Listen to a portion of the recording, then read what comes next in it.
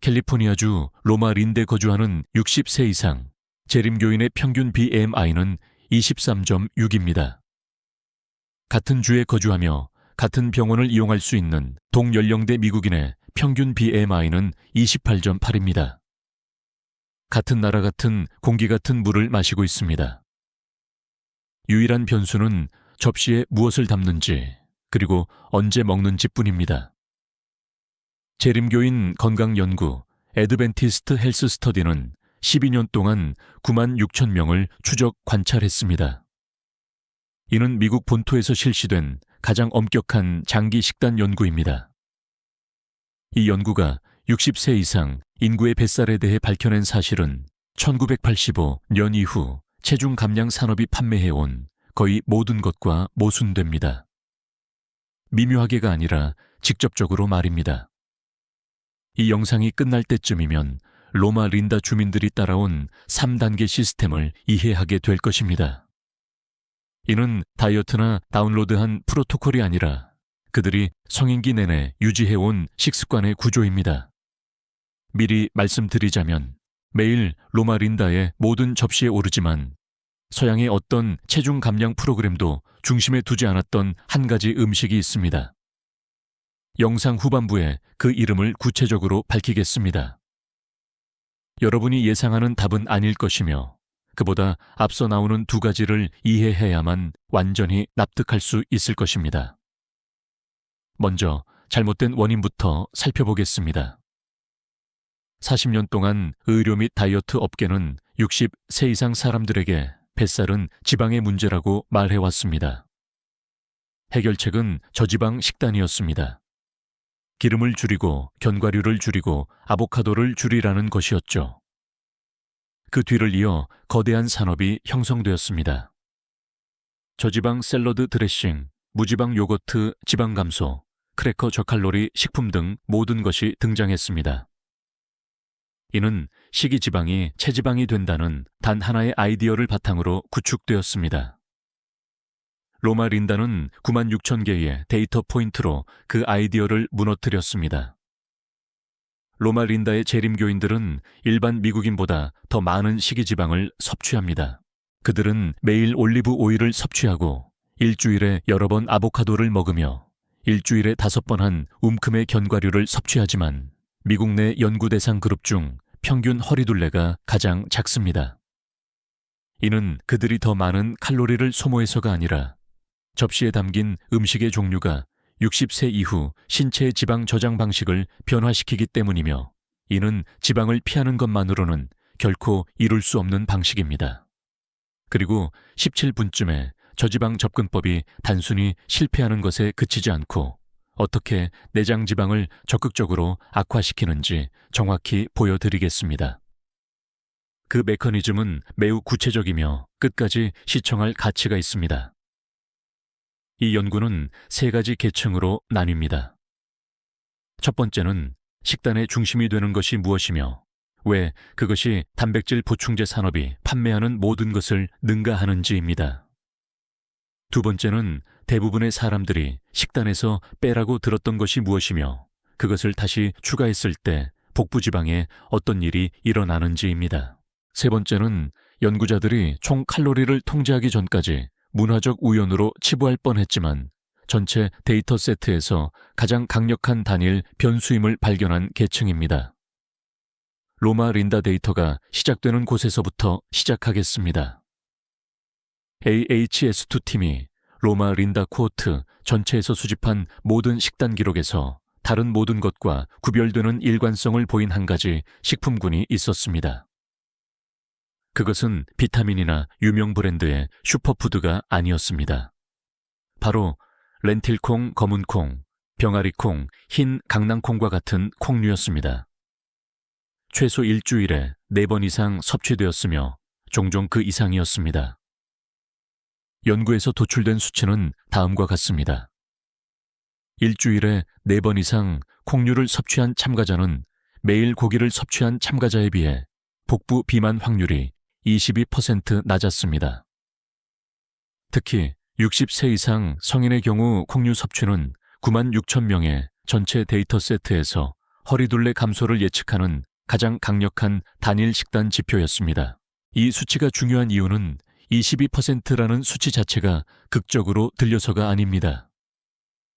총 칼로리, 신체 활동, 사회경제적 지위를 통제한 후에도 그 감소 효과가 유지되었기 때문에 중요합니다.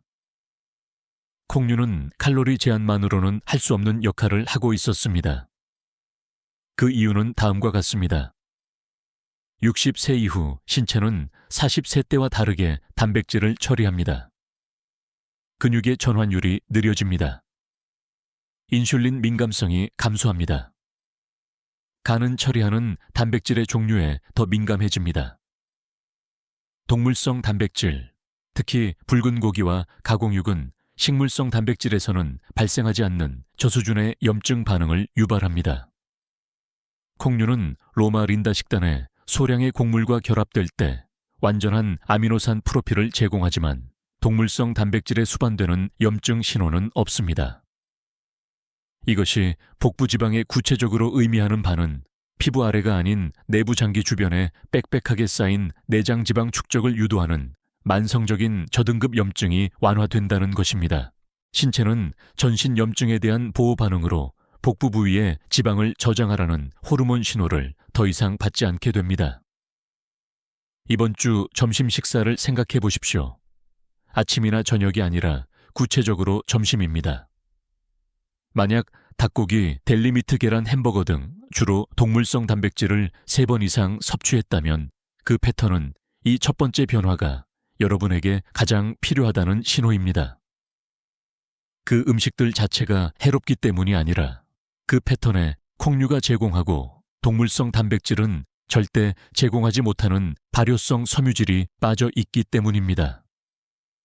수년간의 이러한 결핍은 허리둘레 데이터로 나타납니다. 1단계의 실제 적용 방법은 다음과 같습니다. 무언가를 없앨 필요는 없습니다. 단 하나의 대체만 필요합니다. 하루 중 가장 큰 식사인 한낮의 식사에서 일주일에 4번 단백질 공급원을 조리된 콩류 반 컵으로 대체하십시오.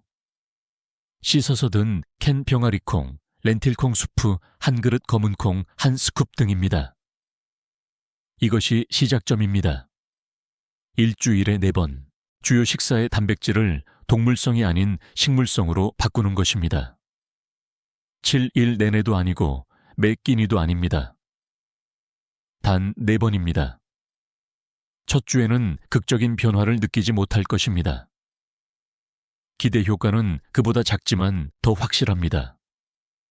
5일이나 6일째가 되면 대부분의 사람들은 오후 중반에 찾아오던 팽만감이 줄어들거나 사라지는 것을 알아차립니다. 이것이 장내 발효 효과입니다. 콩류의 섬유질은 결장에서 단쇄 지방산을 생성하는 박테리아 군집에 영양을 공급하며 이러한 화합물은 표준 미국 식단에 어떤 것도 제공하지 못하는 방식으로 장내 염증을 감소시킵니다. 이것이 메커니즘이 활성화되고 있다는 신호입니다. 이 단계에서 가장 흔한 실수는 콩류를 한낮이 아닌 저녁 식사에 배치하는 것입니다. 저녁 식사가 사람들이 가장 바꾸기 익숙한 끼니이기 때문입니다. 이것이 중요한 이유가 있으며 3번째 섹션에서 다시 다루겠습니다. 지금으로서는 한낮이 중심입니다. 이것이 기본 계층이며 이 섹션의 모든 효과를 배가시키는 특정 음식입니다. 연구자들이 완전히 놓칠 뻔했던 것입니다. 마지막 섹션에서 그 이름을 밝히겠습니다. 대부분의 사람들이 예상하는 것은 아닐 것입니다. 이 점을 명심하십시오. 이제 2번째 계층입니다. 이 부분에서 로마 린다는 40년간의 식단 지침과 정면으로 모순됩니다. 재림교인들은 저지방 식사를 하지 않습니다.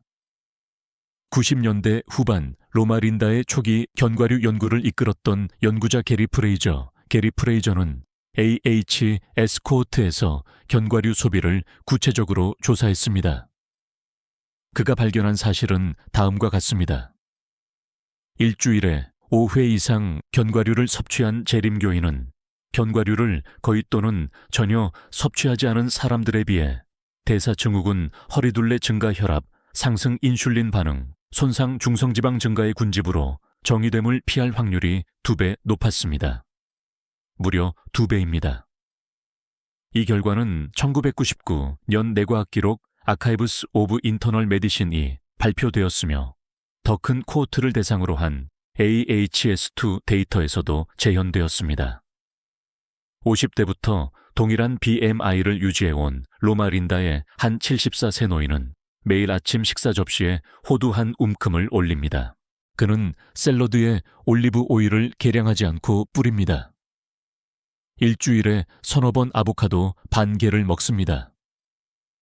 지난 40년 동안 판매된 모든 저지방 식단 프로그램의 기준에 따르면 그의 식단은 체중 증가를 유발해야 합니다. 하지만 데이터는 그렇지 않다고 말합니다. 왜 그럴까요? 그 메커니즘은 저지방 시대가 사람들에게 믿도록 훈련시킨 모든 것에 반합니다. 견과류, 올리브 오일, 아보카도에서 나오는 단일, 불포화 지방과 다중 불포화 지방은 정제 탄수화물이 할 수 없는 몇 가지 역할을 신체 내에서 수행합니다. 위 배출을 늦추어 포만감을 연장하고 식후 인슐린 급증을 완화합니다. 또한 간이 한겸증 신호 전달에 사용하는 지방산을 제공하여 콩류가 다른 각도에서 표적으로 삼고 있는 내장지방 촉진 염증을 동일하게 감소시킵니다. 그리고 저지방 연구가 완전히 놓친 부분이 있습니다. 건강한 식이지방은 식사가 영양학적으로 완전하다는 것을 뇌에 알리는 호르몬 신호를 지원합니다. 콜레시스토킨인, 초레치스토킨인 방출이라고 불리는 이 신호는 저지방 식사 후 흔히 뒤따르는 끊임없는 배고픔이 아니라 진정한 식후 만족감을 만들어냅니다. 현대의 함정은 구체적입니다. 사람들은 단순히 지방을 피하는 것이 아니라 대체합니다. 전지방을 대체한 저지방 요거트, 아몬드 한 움큼을 대체한 크래커, 올리브 오일을 대체한 무지방 드레싱. 이러한 각각의 대체는 포만감을 알리는 지방을 제거하고 정제 설탕이나 가공 전분으로 대체했습니다. 60세 이후 췌장은 35세 때보다 급격한 포도당 급증을 덜 깔끔하게 처리합니다. 저지방 고정제 탄수화물 식단에 뒤따르는 만성적인 포도당 급증 및 급락 패턴은 내장 지방 저장을 유도하는 인슐린 조절 장애를 정확히 만들어냅니다. 뱃살을 줄이기 위해 고안된 식단이 뒷문으로 뱃살을 늘리고 있었던 것입니다. 지금 당장 시도해 보십시오. 식사 후 진정으로 만족감을 느꼈던 마지막 때를 생각해 보십시오. 배가 터질 것 같은 것이 아니라 90분 이내에 다른 것을 찾지 않고 만족했던 때 말입니다. 만약 그것을 떠올리기 어렵다면 그것이 바로 신호입니다. 대부분의 저지방 식사에서 빠진 것은 호르몬의 차단 스위치입니다. 견과류 아보카도, 올리브 오일은 이를 촉발하지만 무지방 크래커와 저지방 요거트는 그렇지 않습니다. 2단계의 모습은 다음과 같습니다. 1단계와 별도로 추가하는 것이 아닙니다. 같은 식사에 포함시키는 것입니다. AHS, 이 식단 기록에서 다른 어떤 패턴보다 일관되게 나타나는 구조인 로마린다 식단은 대략 이렇습니다. 접시의 절반은 익히거나 생으로 섞은 채소입니다. 접시의 4분의 1은 콩류입니다. 약 15%는 현미 퀴노아 또는 통곡물 빵과 같은 통곡물입니다. 그리고 10%는 건강한 지방입니다. 호두나 아몬드, 한 줌 아보카도 반개 또는 채소 위에 뿌린 올리브 오일입니다. 일주일에 4번 한낮에 이 식단을 구성하십시오. 콩류 섬유질과 채소 섬유질 통곡물에 천천히 연소되는 탄수화물, 건강한 지방의 포만감 신호의 조합은 개별 구성 요소가 단독으로는 만들어내지 못하는 식후 대사 상태를 만들어냅니다. 그 결과 4-5시간 동안 안정적인 혈당이 유지되고 간식이 필요 없으며 영양 부족으로 인한 코르티솔 급증이 발생하지 않습니다. 이 식단은 하나의 시스템으로 기능합니다. 이 단계에서 흔히 범하는 오류는 지방 성분을 선택사항으로 최소화해야 할 사치로 취급하는 것입니다. 이는 선택사항이 아닙니다. 호두를 빼면 포만감 신호가 약해집니다. 올리브 오일을 빼면 항염증 지방 신호 전달 경로가 기지를 잃게 됩니다. 이 식단은 4가지 구성 요소가 모두 존재하기 때문에 효과가 있습니다. 개별 부분을 대체하거나 최적화하면 메커니즘이 깨집니다. 콩류의 변화를 저녁 대신 한낮에 두어야 한다고 말씀드린 것을 기억하십시오. 여기서 그 이유가 연결됩니다. 그리고 17분쯤에 이 식단의 타이밍이 재림교인들의 문화적 선호가 아닌 이유를 이해하게 될 것입니다.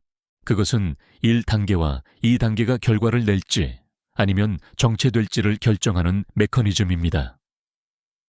타이밍을 이해하지 못한 채 로마 린다 접근법을 채택하려는 대부분의 사람들은 연구에서 확인된 결과를 결코 보지 못합니다.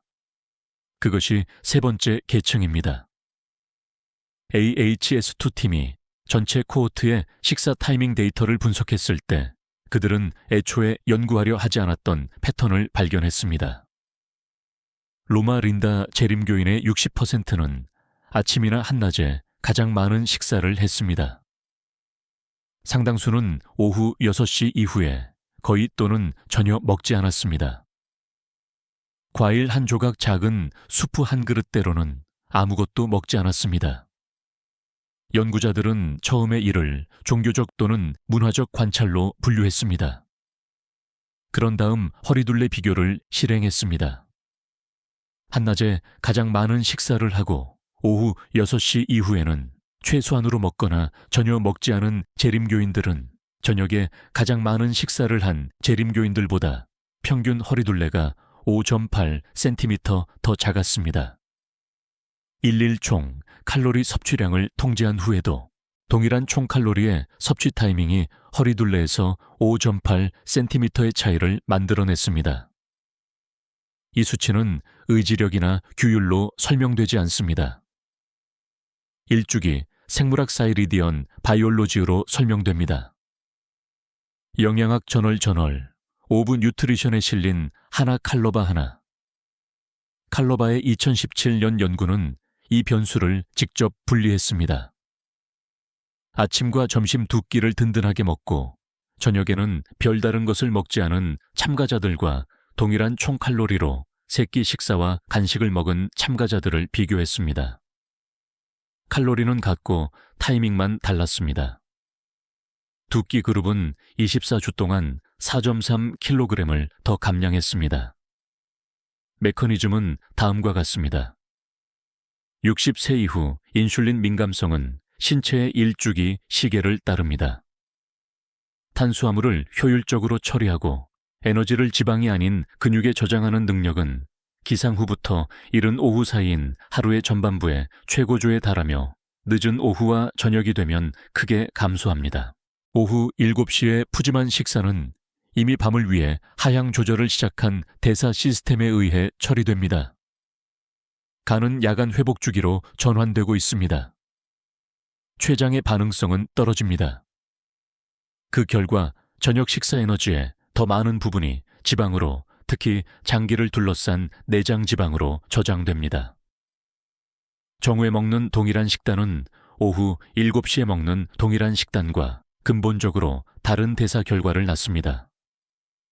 로마 린다 재림교인들은 이를 간헐적 단식이라고 부르지 않습니다. 그들은 단식 시간을 기록하지 않습니다.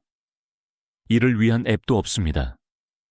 그들은 아침을 먹고 점심을 먹고 그리고 멈춥니다. 이는 이른 저녁부터 다음날 아침까지 16, 18시간 동안 음식을 섭취하지 않는 자연스러운 시간대를 만들어내며 이 시간 동안 신체는 간에 글리코겐 저장량을 고갈시킨 다음 결정적으로 지방 산화를 주요 연료 공급원으로 전환합니다. AHS2 데이터가 60세 이상 인구의 대사질환의 주요 원인으로 지목한 내장 지방은 신체가 이 야간 시간대 동안 가장 먼저 접근하는 연료 공급원입니다. 재림교인들은 자신들이 하는 행동에 이름을 붙이지 않고도 매일 밤 이 과정에 도달합니다. 이제 제가 첫 1분에 언급했던 특정 음식, 즉 매일 로마 린다의 모든 접시에 오르지만 서양의 어떤 체중 감량 프로그램도 중심에 두지 않았던 음식에 대해 말씀드리겠습니다. 그것은 바로 검은콩, 렌틸콩, 병아리콩과 같은 콩류로 일주일에 4회 이상 제공되는 로마 린다 식단의 핵심 단백질입니다. 여러분이 기대했던 것에 비해 다소 평범하게 들릴 수 있다는 것을 알지만 HS, 이 데이터가 총 칼로리 섭취량을 포함한 다른 모든 식단 변수를 제치고 60세 이상 성인의 허리둘레 감소를 예측하는 가장 강력 단일 지표로 이를 지목한 이유는 다음과 같습니다. 콩류는 3가지 개별적인 대사 기능을 동시에 수행하는 유일한 일반 식품입니다. 콩류는 소량의 통곡물과 결합할 때 동물성 단백질이 생성하는 염증 신호 없이 완전한 단백질 공급원을 제공합니다.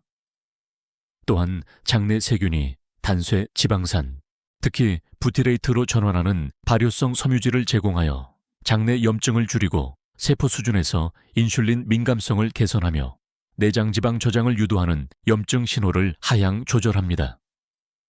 그리고 콩류는 식후 전체 시간 동안 혈당을 안정시키는 서방형 슬로우 릴리즈 탄수화물로서 지방 저장을 촉진하는 급증 및 급락 패턴을 방지합니다. 표준 서양 식단에서 이 3가지를 동시에 수행하는 단일 식품은 없습니다. 이것이 데이터가 콩류를 분리해낸 이유입니다. 그리고 여기에 저지방 접근법을 단순히 비효과적인 것을 넘어 더 악화시키는 구체적인 메커니즘이 있습니다. 제가 17분까지 아껴두었던 부분입니다. 식단에서 식이지방이 제거되고 정제 탄수화물로 대체되면 2가지 일이 동시에 발생합니다.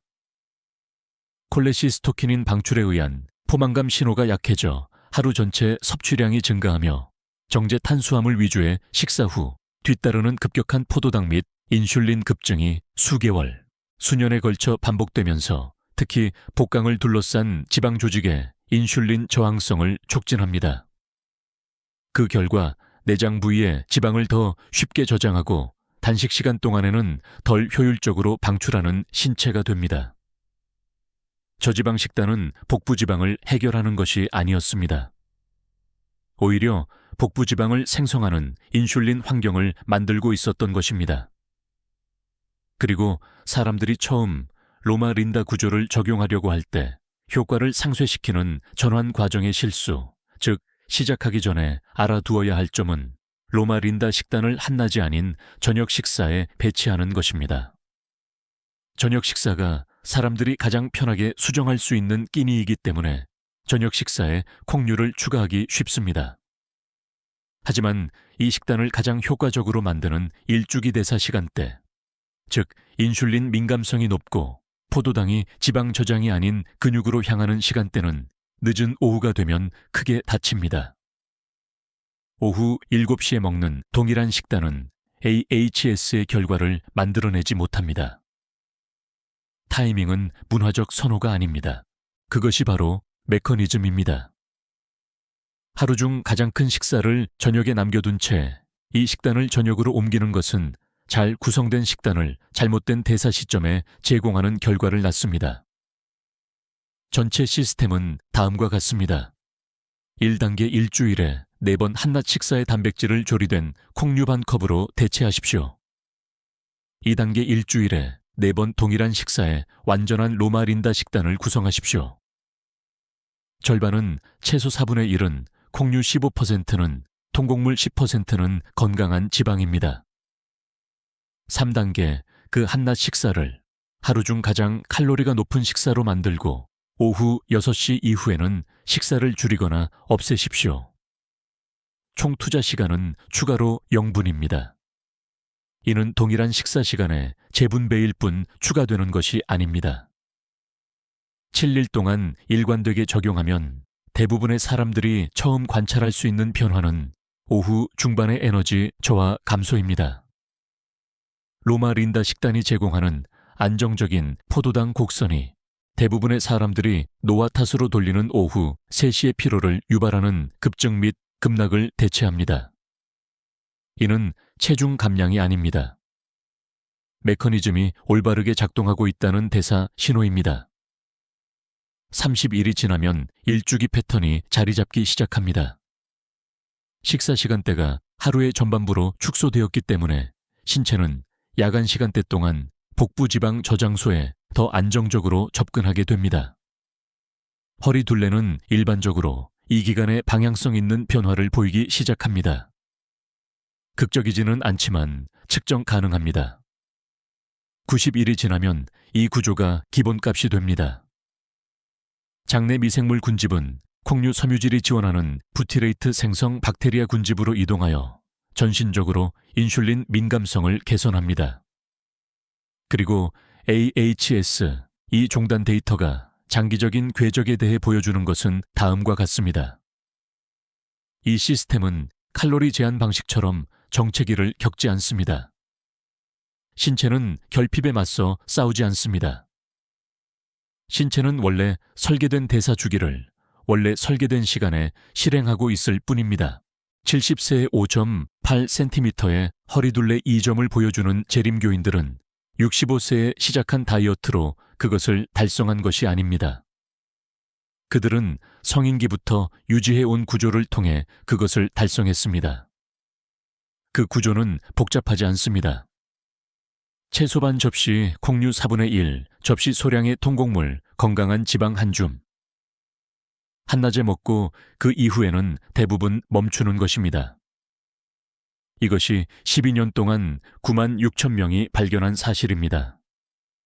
보충제도 아니고 제한도 아닌 접시와 시계입니다. 우리는 칼로리를 계산하지만 그들은 그렇지 않습니다. 우리는 보충제를 먹지만 그들은 그렇지 않습니다. 우리는 라벨을 읽습니다. 그들은 식탁을 차립니다. 그리고 그들은 대부분의 미국인들이 40대에나 가졌을 법한 그마저도 가졌다면 허리둘레를 유지하며 우리보다 10년을 더 오래 삽니다. 오늘 다른 어떤 것보다 먼저 해야 할 가치 있는 일은 내일 점심 식사를 어떻게 할지 결정하는 것입니다. 저녁이 아니라 점심입니다. 그 접시에 콩류가 없다면 반 컵을 추가하십시오. 그것이 데이터가 가장 신뢰할 수 있는 첫걸음으로 지목하는 시작점입니다. 가장 극적인 조치가 아니라 연구가 실제로 측정한 것과 가장 일치하는 조치입니다. 이 이야기가 식료품 저장실의 단순한 식재료를 바라보는 여러분의 시각을 바꾸었다면 채널을 구독하고 좋아요를 눌러주세요. 우리는 너무 오랫동안 간과되어 온 건강의 비밀과 역사를 밝혀내고 있습니다. 더 건강한 미래를 함께 가꾸어 나갑시다. 장수의 다음 보물이 곧 공개될 것입니다.